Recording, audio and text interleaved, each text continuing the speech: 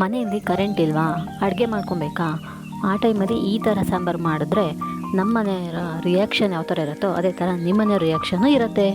ಹೆಂಗೈತೆ ಸಾಂಬಾರು? ಸಾಂಬಾರು ಹೆಂಗೈತಿ ಹಿಂದೆ? ನಮಸ್ತೆ ಕರುನಾಡು.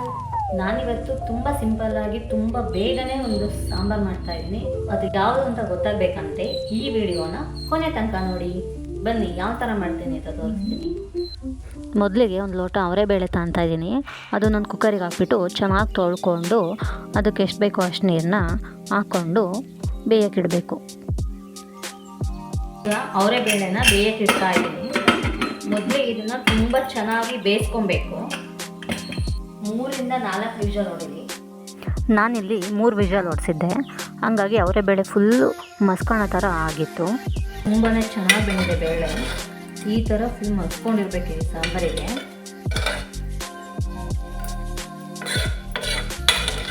ಮತ್ತು ನಾವೇನು ಮಸಿ ಅವಶ್ಯಕತೆನೇ ಇಲ್ಲ, ಅಷ್ಟು ಚೆನ್ನಾಗಿ ಬೆಂದಿದೆ. ಈಗ ಬೇಯಿಸಿಟ್ಕೊಂಡಿರೋ ಅವರೆಬೇಳೆಗೆ ಒಗ್ಗರಣೆ ಮಾಡಬೇಕು.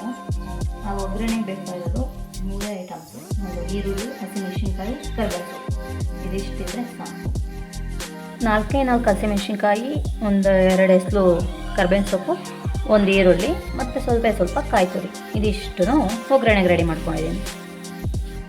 ಮೊದಲಿಗೆ ಸ್ಟವ್ ಮೇಲೆ ಪಾತ್ರೆ ಇಟ್ಬಿಟ್ಟು ಅದಕ್ಕೆ ಸ್ವಲ್ಪ ಎಣ್ಣೆ ಬಿಟ್ಟು ಸಾಸಿವೆ ಸಿಡಿಸಿ ನಂತರ ಹೆಚ್ಚಿಟ್ಕೊಂಡಿದ್ದಂಥ ಈರುಳ್ಳಿ, ಹಸಿಮೆಣಸಿನ್ಕಾಯಿ, ಕರ್ಬೇವಿನ ಸೊಪ್ಪನ್ನ ಹಾಕಿ ಅದು ಈರುಳ್ಳಿ ಬ್ರೌನ್ ಕಲರ್ ಆಗೋ ಗಂಟ ಚೆನ್ನಾಗಿ ಮಾಗಿಸ್ಕೊಬೇಕು.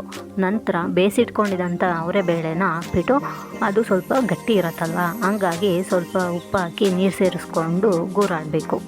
ನಂತರ ಕಾಯಿನ ಸೇರಿಸ್ಬಿಟ್ಟು ನಮಗೆ ಸಾಂಬಾರು ಎಷ್ಟು ಗಟ್ಟಿ ಬೇಕೋ ಅಷ್ಟು ಗಟ್ಟಿ ನೀರು ಇಟ್ಕೊಂಡು ತೀರ ಗಟ್ಟಿ ಆದ್ರೂ ಒಂದು ಸ್ವಲ್ಪ ನೀರು ಸೇರಿಸ್ಕೊಂಡು ಸಾಂಬಾರನ್ನ ಮಳ್ಳಕ್ಕಿಡಬೇಕು. ಇನ್ನೊಂದು ಕಡೆ ನಾನು ಮುದ್ದೆಗೆ ಇಟ್ಟಿದ್ದೆ. ಈ ಸಾಂಬಾರಿಗೆ ಮುದ್ದೆ ಇದ್ರೇ ರುಚಿ. ಮುದ್ದೆ ಜೊತೆ ಈ ಸಾಂಬಾರನ್ನ ಹಾಕ್ಕೊಂಡು ಊಟ ಮಾಡ್ತಾ ಇದ್ದರೆ ತುಂಬಾ ಚೆನ್ನಾಗಿರುತ್ತೆ. ಈ ಸಾಂಬಾರನ್ನ ನಮ್ಮ ಕಡೆ ಸಪ್ದೋಗಿ ಅಂತ ಕರೀತಾರೆ. ನಿಮ್ಮ ಕಡೆ ಏನಂತ ಕರೀತಾರೆ ಕಮೆಂಟ್ ಬಾಕ್ಸ್ನಲ್ಲಿ ಕಮೆಂಟ್ ಮಾಡಿ. ಮುದ್ದೆ ಬೇಯೋ ಅಷ್ಟರಲ್ಲಿ ಸಾಂಬಾರು ಸಹ ಆಗಿತ್ತು. ಹಾಗಾಗಿ ಮುದ್ದೆ ಎಲ್ಲ ಬೆಂದ ನಂತರ ನಾನು ಈ ಥರ ನೀರು ಕೈ ಎದ್ಬಿಟ್ಟು ಮುದ್ದೆ ಬೆಂದಿದೆಯೋ ಇಲ್ಲೋ ಅಂತ ಚೆಕ್ ಮಾಡ್ಕೊತೀನಿ.